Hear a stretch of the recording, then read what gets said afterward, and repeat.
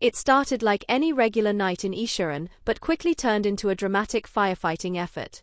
Imagine this: you're at home winding down for the day, when suddenly your neighbor rushes in saying, "The recycling bin is on fire."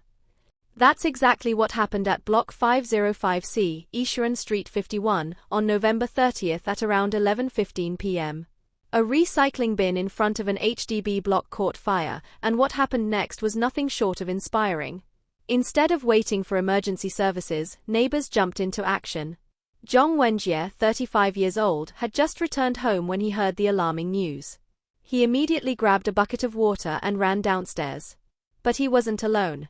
His 3 sons, aged 13, 11 and 9, followed him, each carrying their own buckets of water. Now that's a family working as a team. Even more impressive, they weren't just using water. Mr. Zhong worried that there might be flammable liquids in the bin, so he scooped some soil from his flower pots into the buckets to help extinguish the flames. Talk about thinking on your feet. And it wasn't just the Zhong family. At least 2 other neighbors joined in the efforts, creating an ad hoc fire brigade.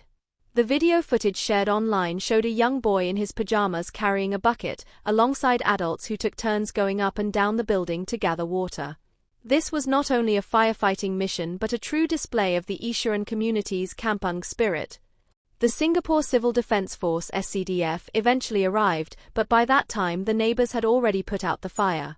The SCDF confirmed that no injuries were reported and that the incident is currently under investigation. Now viewers, what do you think? Would you have joined your neighbours in putting out the fire? This kind of Kampung spirit is something we often talk about, but would you step up in an emergency like this? Let us know in the comments below. And remember to give this video a thumbs up if you love seeing communities come together to help one another.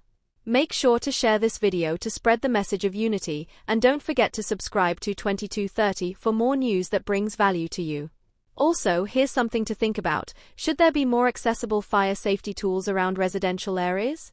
Do you feel prepared if an emergency like this happened in your neighborhood? We'd love to hear your thoughts.